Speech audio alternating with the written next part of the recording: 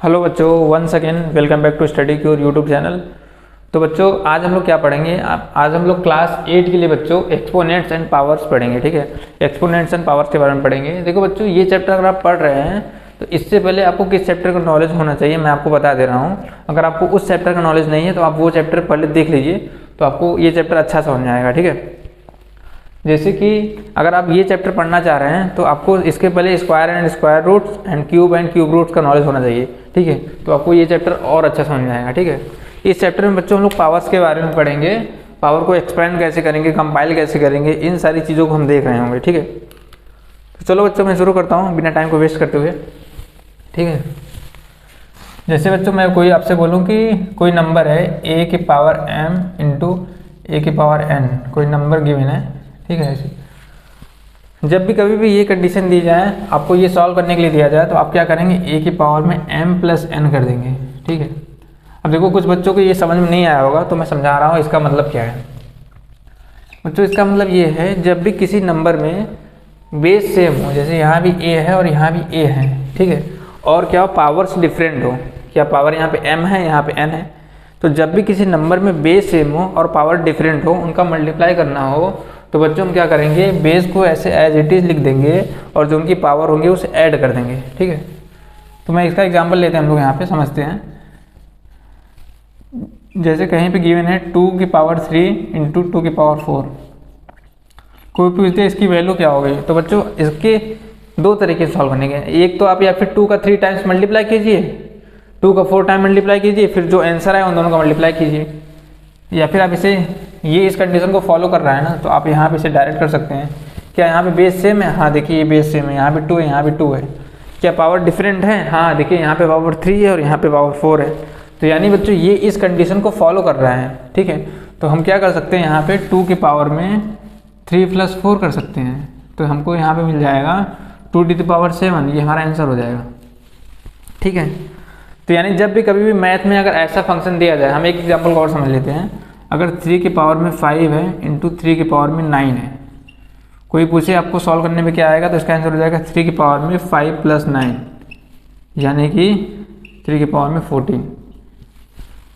ठीक है, आप समझ पा रहे होंगे। ये तब के लिए है बच्चों जब क्या है, बेस सेम है, जब क्या बेस सेम है। अगर यहीं पे बच्चों a की power m divide by a की पावर में n गिवन हो, मल्टीप्लाई की जगह क्या गिवन हो, डिवाइड गिवन हो, तो पावर क्या हो जाती है बच्चों, माइनस हो जाती है, यानी क्या हो जाएगा, a की पावर में m माइनस n हो जाएगा। तो हम इसके एग्जाम्पल को समझते हैं बच्चों।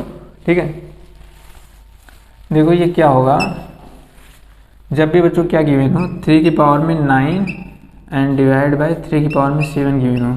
कोई बोले बच्चों आप ये सॉल्व करो, तो आप इसे कैसे सॉल्व करोगे, यहाँ पे डिवाइड आ गया क्या बीच में, यहाँ पे मल्टीप्लाई था तो पावर ऐड हो जाती थी, जब मल्टीप्लाई होता था तो पावर ऐड हो जाती थी, जब डिवाइड आएगा तो पावर क्या हो जाएगी, माइनस हो जाएंगे बच्चों। तो 3 की पावर में 9 माइनस 7, यानी कि 3 की पावर में 2, ये आ गया हमारा आंसर। ठीक है, तो अब हम बच्चों नेक्स्ट देखते हैं, एक एग्जांपल को और समझते हैं। ठीक है,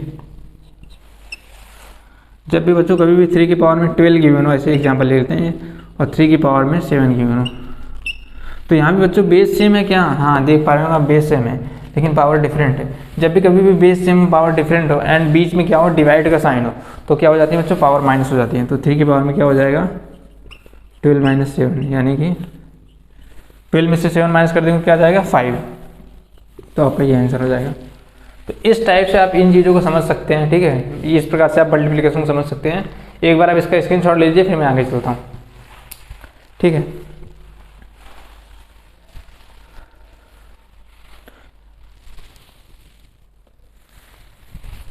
तो बच्चों हम लोग आगे चलते हैं। ठीक है, एक चीज़ और समझ लीजिए, कुछ बच्चे कभी कभी कंफ्यूज हो जाते हैं, ये तो आपको पता ही होगा। ठीक है, जब आप इस लेवल पे पढ़ रहे हैं, जैसे मैं बोलूँ 3 की पावर में 4, इसका मतलब बच्चों क्या है, यानी 3 का 4 टाइम्स मल्टीप्लाई है। ठीक है, जैसे मैं बोलूँ 3 की पावर में 2 है, इसका मतलब बच्चों क्या है, 3 इंटू 3। बहुत लोग 3 की पावर 2 यानी बोल देते हैं 6, नहीं 3 की पावर 2 मतलब 3 इंटू 3। ठीक है, जैसे 5 की पावर 2 है, इसका मतलब क्या हो जाएगा बच्चों, 5 इंटू 5। कोई भी नंबर है उसका पावर ये बताता है कि उस नंबर का मल्टीप्लाई उसी में उतने टाइम्स हुआ है। जैसे अगर 7 की पावर में 3 है, इसका मतलब 7 का मल्टीप्लाई 3 टाइम्स 7 में हुआ है, ठीक है ये। अब देखो बच्चों कुछ और चीज़ समझो आप, ठीक है। जैसे कोई भी नंबर है, अगर आप उसमें 0 से मल्टीप्लाई करेंगे वो तो 0 हो जाएगा। जैसे अगर 10 है, 10 में 0 से मल्टीप्लाई करोगे वो तो 0 ही हो जाएगा। लेकिन किसी नंबर के पावर में अगर 0 है, जैसे मैं बोलूँ 2 के पावर में 0 है, तो इसकी वैल्यू बच्चों 1 होगी, ठीक है। x के पावर में 0 है तो इसकी वैल्यू क्या होगी, 1 होगी। नंबर कोई भी हो, कैसा भी नंबर हो, नंबर या फिर पॉजिटिव हो या फिर नेगेटिव नंबर हो, अगर उसके पावर में 0 है तो उसकी वैल्यू बच्चों क्या होगी, 1 होगी, ठीक है। जैसे मैं आपसे बोलूँ कि -10 की पावर में 0, इसकी भी वैल्यू बच्चों 1 ही होगी, ठीक है। तो ये आप इसे याद रखिएगा, ठीक है। कभी भी इसमें कंफ्यूज मत होइएगा। नंबर कोई भी हो अगर उसके पावर में 0 हो तो आप क्या हो जाएगा, उसकी वैल्यू 1 हो जाएगी। इसका आप स्क्रीनशॉट ले लीजिए, मैं आपके बुक का कुछ क्वेश्चन करवा देता हूँ, ठीक है, जिससे आपको समझ में आए। हाँ कुछ बातें आप और समझ लीजिए पहले, फिर हम क्वेश्चन करेंगे, ठीक है।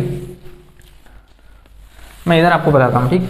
जैसे कोई भी नंबर है, जैसे क्या है ये 2 है, कोई नंबर है नेगेटिव नंबर, -2 के पावर में 2 है, तो इसकी वैल्यू क्या है ये।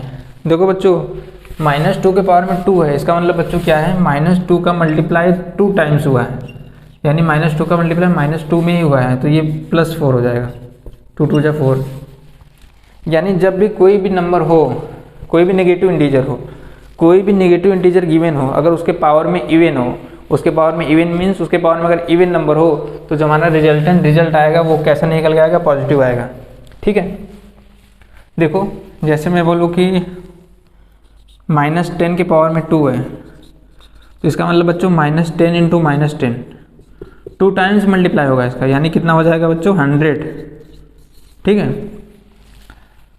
और कुछ बात को हम और समझते हैं, ठीक है। जैसे कोई भी नंबर हम आप ले लीजिए, ठीक।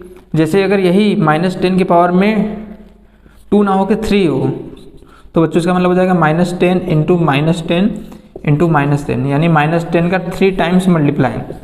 तो -10 का -10 में मल्टीप्लाई करेंगे तो +100 आएगा, और जब आप +100 का मल्टीप्लाई -10 में कर देंगे तो वो -1000 आ जाएगा, ठीक है। तो आप कुछ चीज़ें समझ सकते हैं, क्या समझ सकते हैं बच्चों, नंबर कोई भी नंबर गिवन हो, कोई भी नेगेटिव इंटीजर गिवन हो, ये क्या है, एक नेगेटिव इंटीजर है, ये बच्चों क्या है, एक नेगेटिव इंटीजर है। अगर नेगेटिव इंटीजर की पावर में इवन हो, इवन मतलब 2 4 6 8, अगर नेगेटिव इंटीजर की पावर में इवन नंबर हो 2 4 6 8, तो जो रिजल्ट आएगा वो पॉजिटिव इंटीजर आएगा, ठीक है। और जब भी कभी भी कोई नेगेटिव इंटीजर की पावर में ऑड नंबर हो, ऑड नंबर मीन्स बच्चों 3 5 7 9, तो हमारा जो रिजल्ट निकल के आएगा वो नेगेटिव निकल के आएगा, ठीक है। ये देखिए ये नेगेटिव आ रहा है, ये पॉजिटिव आ रहा है। तो आशा करता हूँ आप समझ गए होंगे। अब बच्चों हम क्या करेंगे, कुछ क्वेश्चन को प्रैक्टिस करेंगे, ठीक है, बिना टाइम को वेस्ट करते हुए।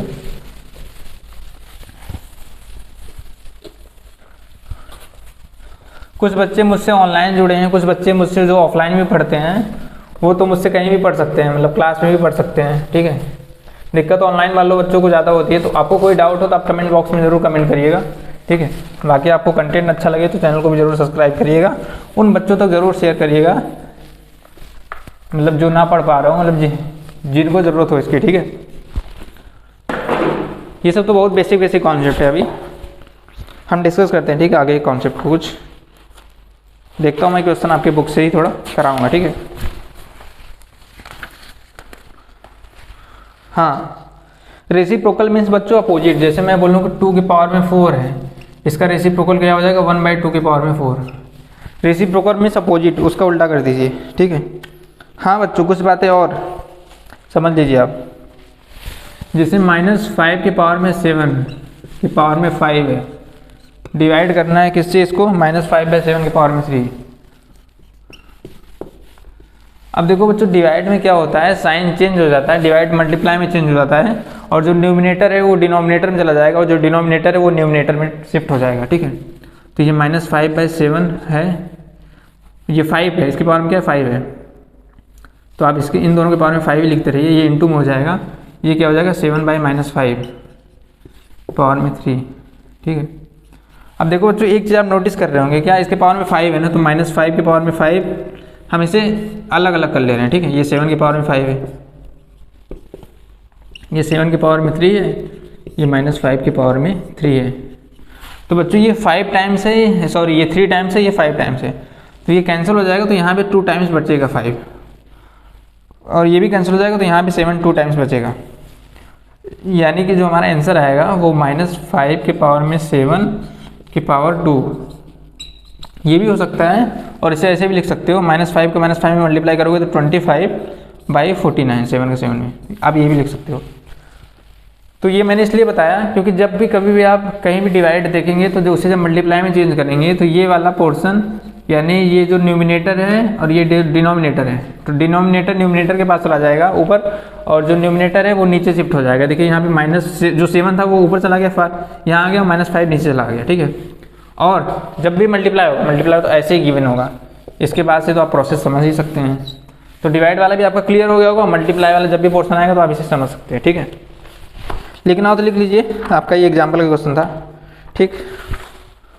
बाकी मैंने बताया आपको, अगर जैसे ये कोई नंबर गिवन है 2 × 2 × 2 × 2 × 2, मतलब बहुत टाइम 2 है, मतलब मैक्सिमम टाइम, तो आप क्या करोगे 1 2 3 4 5, तो इसे आप क्या करते हो 2 की पावर में 5, यानी कि ऐसे डिनोट कर सकते हो, ठीक है।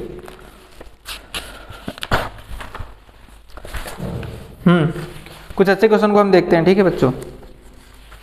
एक्सरसाइज को आप प्रैक्टिस करिएगा, ठीक है। चैप्टर बहुत सिंपल है ये, ठीक। मैं 15.2 में आ जाता हूँ, ठीक है। 15.1 बहुत सिंपल है, मैंने कराया भी है आपको, ठीक है। 15.2 भी में भी सेम टाइप के क्वेश्चन मिलेंगे आपको वैसे ही, ठीक है। मैं आपको कोई क्वेश्चन करा दे रहा हूँ 1 2, ठीक। एक अच्छा सा क्वेश्चन मैं आपको कराता हूँ ये, ठीक है। इसे मैं इरेज कर रहा हूँ।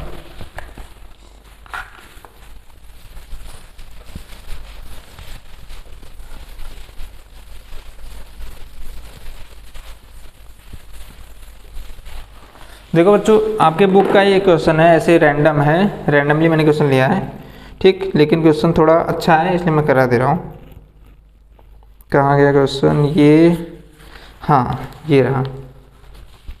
जैसे बच्चों ये क्या है, 3/5 की पावर में -5 है, इनटू में क्या है ये 3/5 की पावर में -11 है, और ये बच्चों क्या है 3/5 की पावर में क्या है ये 8x है, ठीक है। चलिए बच्चों हम लोग करते हैं इसे, ठीक है। बच्चों मैंने क्या देखा अभी, जब भी कभी भी बेस सेम हो जाता तो पावर ऐड हो जाती थी, तो यहाँ भी बेस सेम है क्या, आप ये मत देखिए बेस फ्रैक्शन में है, आपका मेन इंटेंशन ये होना चाहिए बेस सेम होना चाहिए, ठीक है। तो यहाँ पे 3/5, यहाँ भी 3/5, दोनों में बेस सेम है क्या, हाँ सेम है। तो जब भी बेस सेम हो तो पावर क्या होती है बच्चों, ऐड हो जाती है।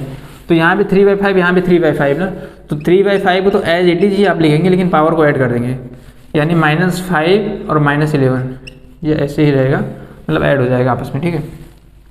इक्वल्स टू इधर क्या है 3/5 के पावर में 8x है। आपको इसमें बच्चों x की वैल्यू फाइंड करनी है, ठीक है। क्या ये बेस सेम है क्या, हाँ बच्चों जब भी कभी भी बेस सेम हो, जब भी कभी भी बेस सेम हो तो हम पावर का कंपेयर कर सकते हैं। जैसे यहाँ भी 3/5, यहाँ भी 3/5 ना, base is same then we can compare the power, ठीक है। तो हम पावर कंपेयर कर सकते हैं। तो ये -5 -11 में ऐड हो जाएगा, तो 8x इक्वल टू कितना हो जाएगा -16। तो x इक्वल टू कितना आ जाएगा बच्चों -16/8, यानी कि -2, ठीक है। चलिए बच्चों यहाँ तक आप समझ गए होंगे, ठीक है।